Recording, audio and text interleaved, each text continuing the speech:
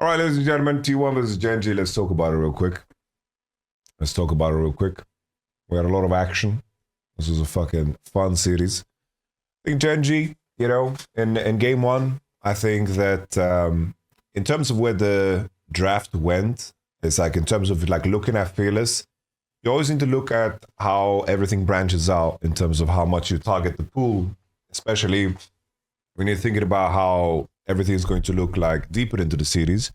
I do think that Genji did a very good job of picking champions that they are decent on and good on, and also attacking T1's pool at the same time with opening Azir instead of being forced to like ban an Azir in response for Talia and like this get a trade.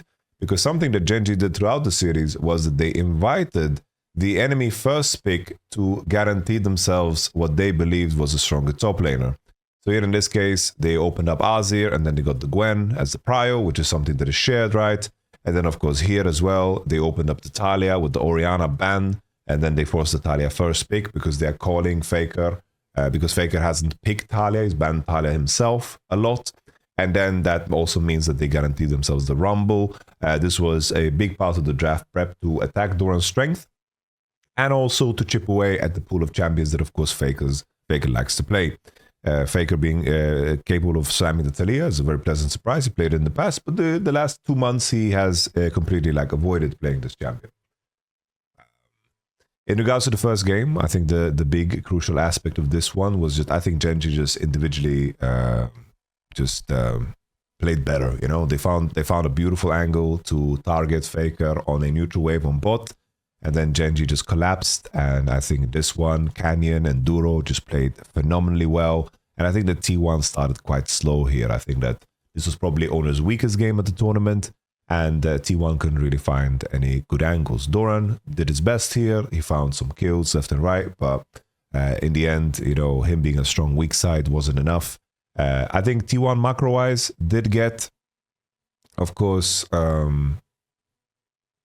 they did get like side lane towers and could funnel gold into Azir, but Genji's team fighting was just way, way better.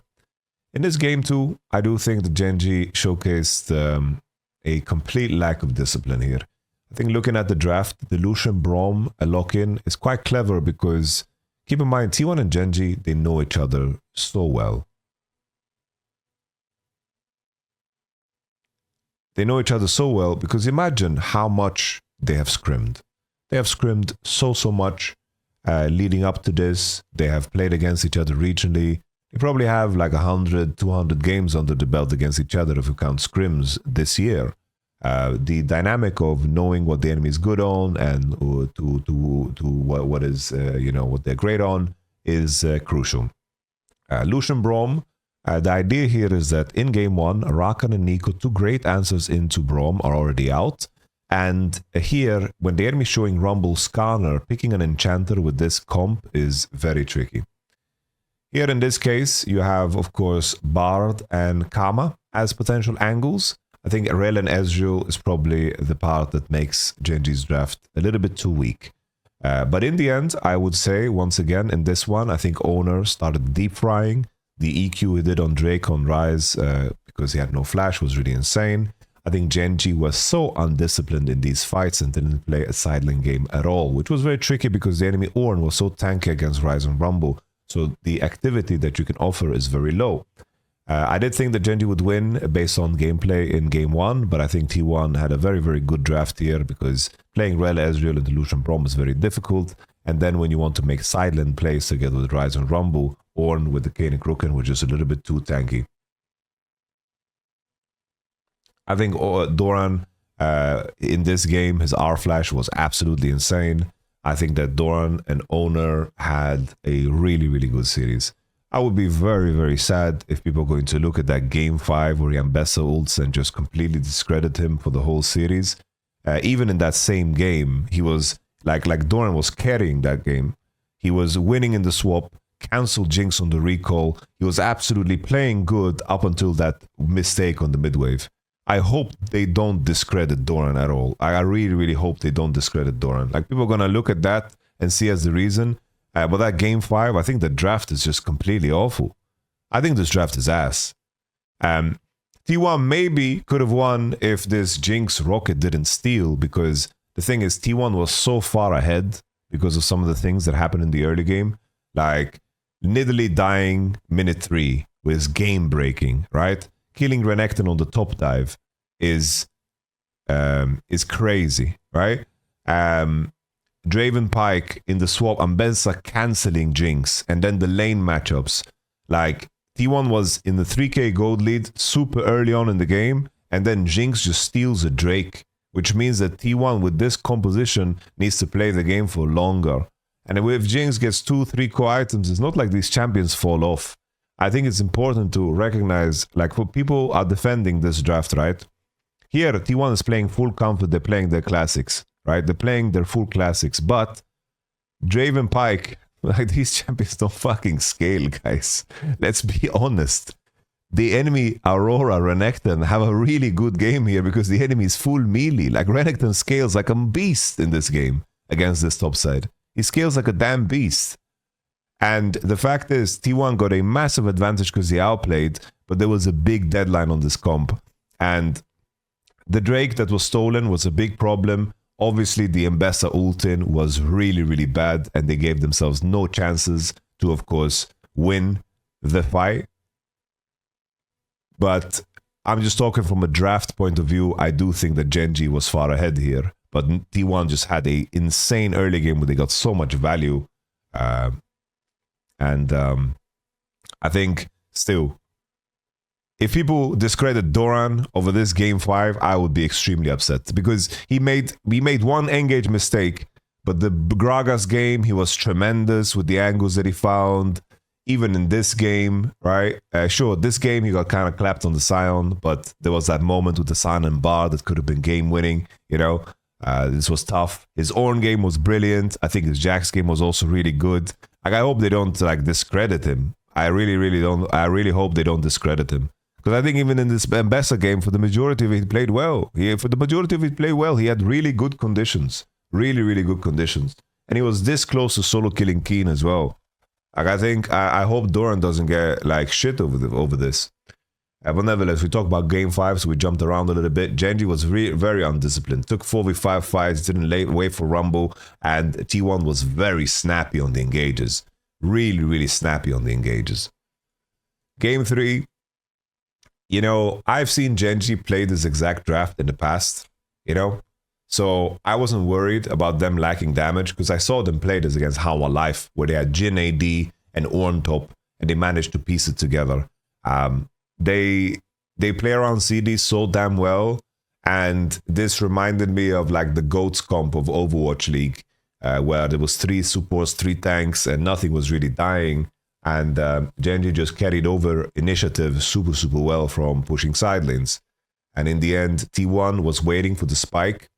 You know, T1's gameplay pattern was quite smart, because in this game 3, look at what T1 prepared their entire economy around LDR and Liandry's. And this is the Drake that they decide to contest on. And, you know, you look at these small moments and they're trying to punish the fact that Ruler has no flash. Right now, T1, they played a defensive game reaching to this point. The Liandry and, of course, LDR being super, super crucial in how much you can do or not do in this game. It's super, super crucial. But that fight that happened on midwave was very unfortunate with the Bard Sion combo. Let's take a look at who we can criticize for this decision here. Because in the end, Ruler has no flash. It's very hard for him to play. Chovy is helping him on the mid-waves. And then finally, Doran steps up and he's looking to Q Chovy. Doesn't get the snap for the damage. Doran takes a lot of damage from the Senna. He has a lot of damage to take, so it's okay. This is when they turn around, and I think this is where Doran sends it.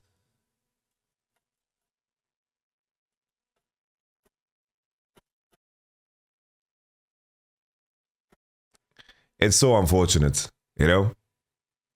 It's so unfortunate. Because this could have been a really good engage, you know? This could have been a really good engage. This could have been a really, really good engage because they were outplaying them. Like, this was very close to being like a T1 win here. And then Ruler just gets out, you know? They don't get the damage. Look at the shields, the Solari, the Kayasante E. the Kisante W, like the whole bodyguard system was here. Is it Doran or Korea's fault? I don't know. It's wrong to blame anybody here, honestly.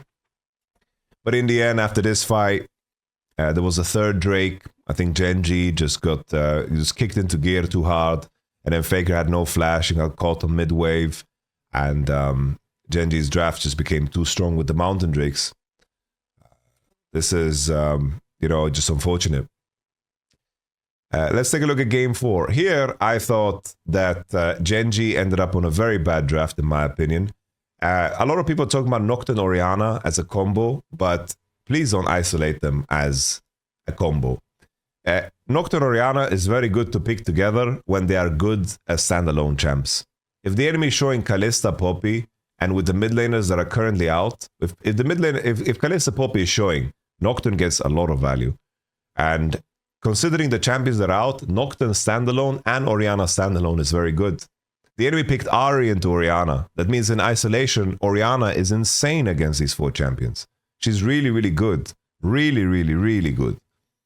And finally, the Karma pick came through as an answer into Kalista Renata, and then the Gragas blind just to bring something that gives you CC. I think T11 draft here pretty damn hard. And not only because Kalista, it's not only because of Kalista. Kalista, of course, is like 0-10 right now at this tournament. At least to some degree, Ruler gets a bit of a pass because I think he's probably the strongest Kalista player of all time. But still, I think it's not only Kalista, Renata that can be weak because they get some value this game. It's just that you're playing Poppy against no dashes and you're sending Poppy into Gragas, which is a winning lane for Gragas, and Gragas is going to be more useful to pick the Zed. I think there's a lot of details about this draft that makes Genji's draft worse. Here I would say, from at this point, something that I can mention too is that Chovy had a very bad best of 5. I think very bad best of 5. I think the Galio game was solid. The Rise game was awful. Like, this was a really bad game. Like, not even by Chovy standards. It was just a straight bad game, in my opinion. And then here in the Ahri game, the first 20 minutes were awful. But then I think the later game, then he actually popped off. Really, really popped off. Like, it was sad because in this one, I do think it's once again one of those things, not World, sorry, MSI. It's one of those things where I think Keen really dropped the ball in this one. There was this Atakan play. I think Genji played this game too slow. I think in this Atakan play, if I'm just going to show Atakan, here, there was a Renata Poppy ult combo that happened on a Atakan Force. Let me just show you guys real quick. I'm just finding the right moment. I think it's 25. Here, Keen with the Poppy ult, that doesn't make sense. Here, he drops a Poppy ult to save the homies. I don't think it was necessary. They could have just fought here front to back. Beautiful Gragas ult here to disrupt Ruler, and then Ruler just survives because of the Doran lethal. It wasn't that big of a deal, I guess. Keen's ult was fine. It was honestly fine. It was fine. The bigger mistake is just the one that happens later on in the game, because this game happened to be insanely close, and Genji actually managed to get soul in the end here in this moment. Chovy with the E-flash on Faker. Faker just hourglasses it. And Canyon gets isolated because Doran got Poppy ulted out, and he just appeared from an angle that he didn't expect. The charm through. Ruler tries his best to do Kalista things, but Kalista is having a hard time doing Kalista things, plain and simple. That's just her life. Didn't Keen carry game 1? Nah. He had a very good game, yeah. He had a very good game, but I don't think he carried game 1. I think if he was in trouble there for a moment because Jax got fed right over the swap because Chovy died. But that game 1, I think it was just Canyon. It was Canyon and Duro that really smurfed, in my opinion, in that game. Canyon was absolutely crazy. In the end, Chovy in Hourglass gets killed. It's a tremendous fight. There was no ending because Zed spawned, and so did Ari. And now we have the moment of truth here. This is the moment where I think Genji won the game. And that's why I am pointing to Chovy. Chovy always did well. That's just not true. I'm a very big Chovy glazer, but Chovy was not on really hard this series. I think the Annie game he made mistakes. Rise game he made a lot of mistakes, and I think in this one the first 20 minutes were very ugly from him. I think, but here, this moment should be game winning, but Keen just delivers Nocturne to his team because Keen walks forward to pop ult. And Owner just gets the ult off to exit. This should have been Jover. I think Owner dies here. You give up Nash, and I think you lose an inhib or two, and I think you're in trouble. I think you lose the game. Chovy got the game-winning play by Keen, but Keen gave the assist. And then the follow-up as well. This can still be fine, right? Because Owner's so low HP. But keep in mind, they used Renato ult, Poppy ult, and also Ari ult. Here, I think Keen just isolated himself way too hard. I don't know what Keen was trying to achieve here. He isolated himself on the cross. In the end, Keen was tethering wrong, and Doran got access to him. He just isolated him, and Keen died. I think that this was rough. This was rough. That's the difference, you know. You do something like this in game 4, people are not gonna remember it if you win the game 5. But if you do it in a game 5, everyone's gonna remember it and discredit the whole series. That's why I wanted to get ahead of things and really protect Doran. I feel bad for Doran. Really, I feel bad for Doran because in the end, that game 5. I repeat, I think this draft is terrible from T1. I think this top side, Genji should giga win this top side. Genji should giga win this top side. And I think these 3 champs should not be able to breathe in this game. Sylas has no ult, Ambessa is giga losing matchup, and Lee Sin is playing with two laners in top side that are losing really hard. That's why I don't think that this draft is good at all from T1. Because they were just picking comfort, right? They're just aura farming. They're picking Lee because Aurora is out. That's fine. I understand the Lee. Then they pick Sylas because that's what Faker has left here, you know?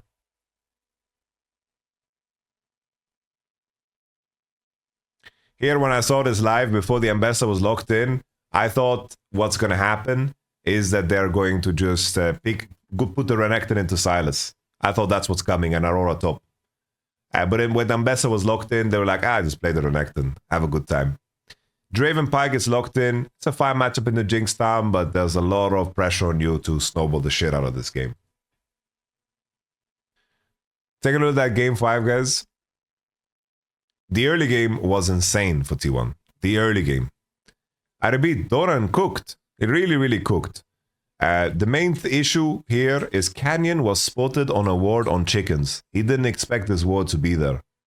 Then eventually, I think he spots that this ward is there, and he didn't adjust. Because the big issue is that Canyon doesn't get level 3. He did wolves, like 80% of chickens, and then a chicken camp. He's not level 3 after 3 camps, and Owner is. And Owner is. He sees the ward on the ground because it dies in front of him, right? And I think Cannon did a good job of defending the split map. But at this point, doing this red buff is so insanely greedy. He should just retreat, take blue, Grom, cross into bottom side, do golems, and then chicken respawn. And then that's it. But instead he goes for this. Canyon has smite. But keep in mind, Canyon has Q and E, doesn't have damage, and then it's very unfortunate here too, because Canyon stands in a way that he gets Q'd by Lee. If Canyon stands in a way where the buff gets Q'd by Lee, he finishes it with Smite, and he gets level 3 and can fight back. But Canyon stands in a way that makes him get Q'd by Lee. Hindsight is 2020. Guys, ladies and gentlemen, Kisea 90, he has just grasped the concept of reviewing a series that happened after the fact. He's talking to chat. All right. I have fever, so I'm being very, let's say, spunky today. I feel sick and I'm feeling very cranky, so forgive me. I took the bait. That was not even meant for me. So Canyon has no W. Obviously, he's going to die. And then GG. The Canyon has nothing to do. He keeps flash. He gets bonked. And that's it.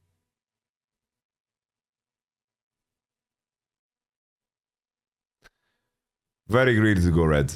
But I repeat, if Canyon didn't posture himself on this side, and Lee Sin Qs this, I think he can find lethal with Smite on the red, and it's all fine. But he gets Q'd dry, and he can't find the lethal on red. That's the problem. I think if anything, maybe he needs to just flash into the bush and use the move speed. I don't know. Maybe he could live.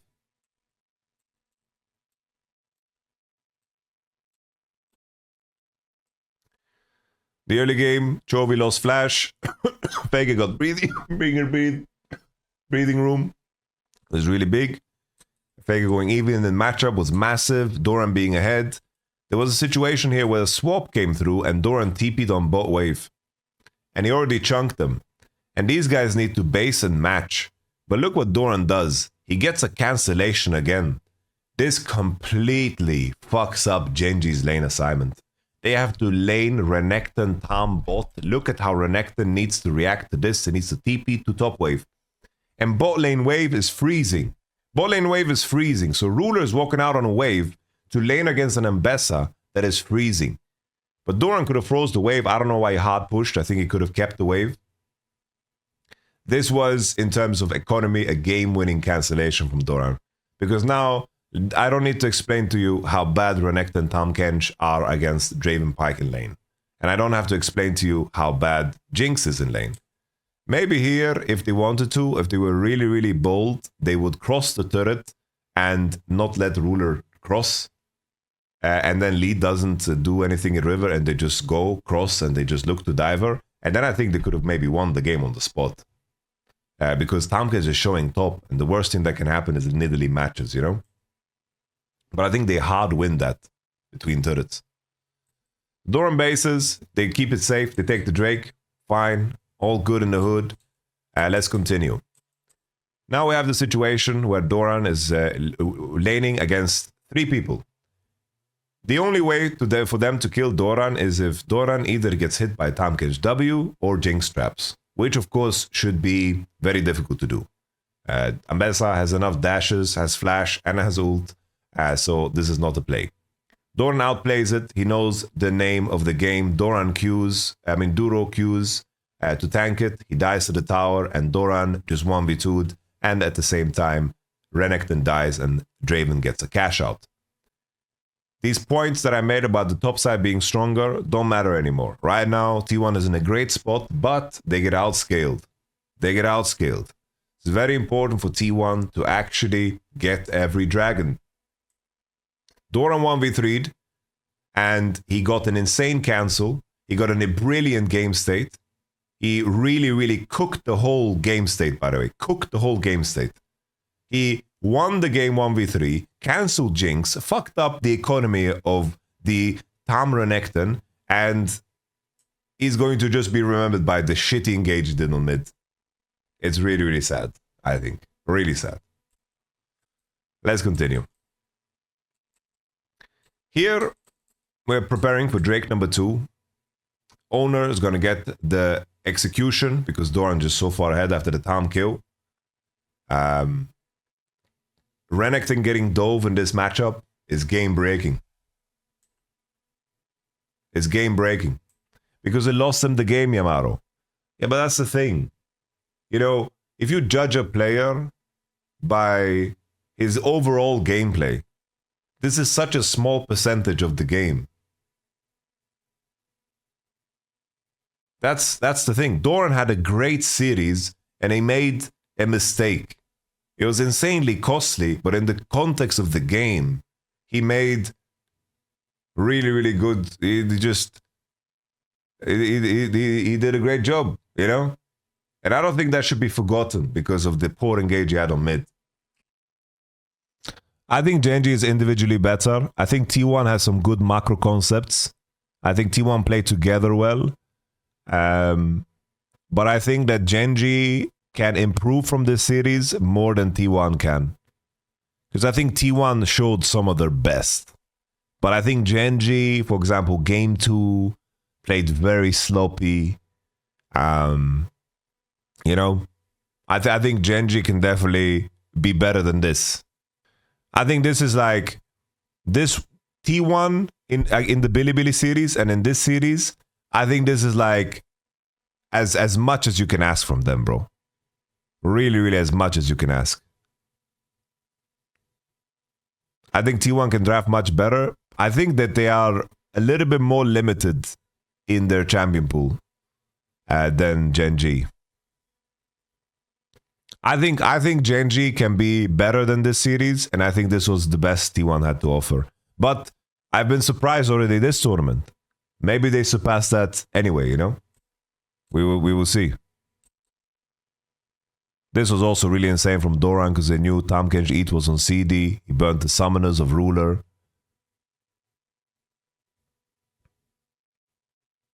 Tries to drive on the bottom side.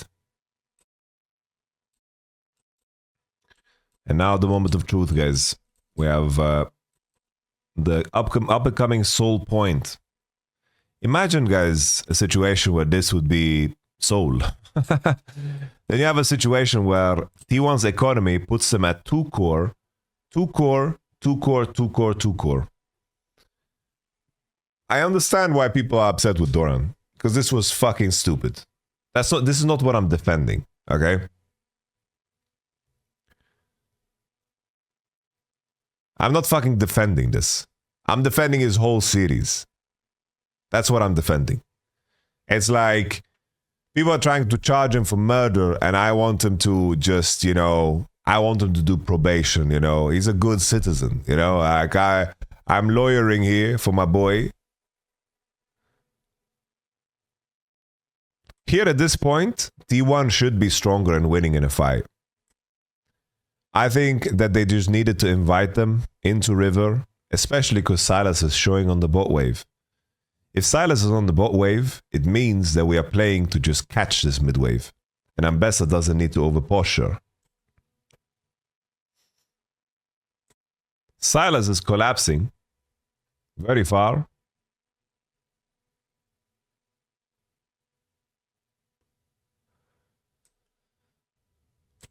They could have just walked away. They didn't need to pursue.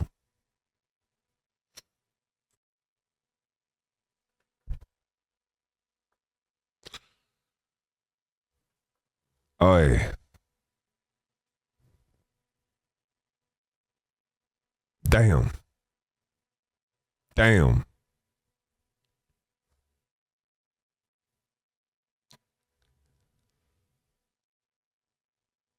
Damn.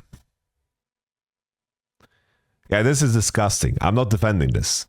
Your Honor, my client had a lapse of judgment. He had a lapse of judgment, ladies and gentlemen. My client has been a noble citizen the entire game.